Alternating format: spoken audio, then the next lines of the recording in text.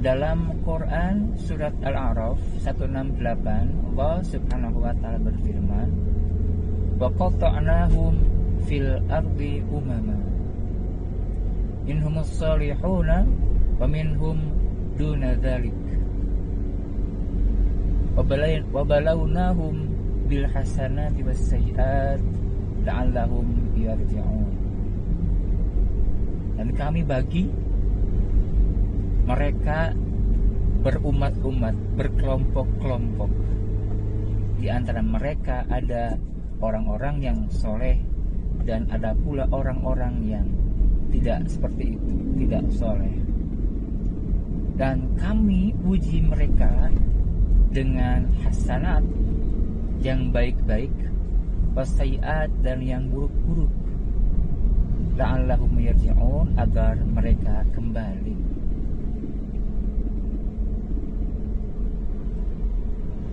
Ayat ini menegaskan bahwa tipe manusia itu ada dua macam. Pertama, ada manusia yang solihun, yang soleh. Yang kedua adalah manusia yang duna dzalika, yang tidak soleh. Soleh itu artinya sesuai. Artinya ucapannya, perbuatannya, perilakunya, amal ibadahnya sesuai. Dengan apa? Dengan aturan, dengan SOP yang telah dibuat oleh Allah dan Rasulullah SAW. Nah, ketika manusia ada dua macam, pertama ada yang sholih, kedua ada yang tidak sholih, maka oleh Allah kemudian diuji. Dengan apa ujiannya? Ujiannya dengan dua macam. Pertama adalah bil hasanat, dengan ujian yang baik-baik, dan yang kedua dengan as-sayyiat, ujian yang buruk-buruk, agar mereka kembali kepada Allah Subhanahu wa taala. Berarti poin pentingnya ada di sini bahwa yang sekarang kita alami, yang hari ini kita rasakan, kita miliki, itu semuanya ujian. Ujian dengan berupa yang baik-baik dan ujian dengan hal yang buruk-buruk. Itu semuanya ujian. Hanya sayangnya banyak di antara kita yang merasa sadar sedang diuji itu ketika apa? Ketika mendapatkan as-sayyiat, yang buruk-buruk, benar kan? Ketika sakit, ketika usahanya rugi, bangkrut, kemudian juga kecelakaan dan lain sebagainya, kita sadar ini musibah, gitu. Ya, ini ujian. Padahal sebenarnya mendapatkan kesehatan, kemudian juga profit, banyak harta, banyak aset, jabatan naik, itu sebenarnya adalah ujian juga. Umar mengatakan, orang yang tidak menyadari sedang diuji oleh hal-hal yang baik-baik, itu adalah orang yang makhdu'un an aqlihi, orang yang tertipu oleh akalnya sendiri. Kalau ada orang tertipu oleh orang lain, itu menandakan dia tidak punya pengetahuan, atau bodoh lah, gitulah bahasa kasarnya, orang bodoh. Orang yang tidak tahu apa-apa, orang yang bodoh, itu mudah tertipu oleh orang lain yang lebih pintar. Ini kalimatnya tertipu oleh akal sendiri. Mana ada orang nipu diri sendiri? Kalau ada orang yang tertipu diri sendiri, itu berarti apa? Saking bodohnya. Umar memberikan gambaran orang yang tidak sadar sedang diuji oleh Allah dengan hal-hal yang baik-baik, itu adalah orang yang bodoh, gitu. Bodohnya sangat-sangat bodoh. Orang yang sangat-sangat bodoh, kata Umar begitu. Nah, maka sekarang kita sudah punya sudah punya poin penting bahwa baik itu hasanat atau sayyiat, dua-duanya adalah ujian yang Allah berikan untuk kita. Selanjutnya, yang namanya ujian, ia harus dijawab dengan jawaban yang tepat. Anak sekolah, mahasiswa, ya, ada ujian ya, ada UTS misalnya, atau ujian akhir, ujian kenaikan gitu ya. Ketika diberikan soal ujian, itu harus diapain? Harus dijawab dengan jawaban yang tepat. Kalau jawabannya nggak tepat, bagaimana? Nilainya akan jeblok, akan buruk.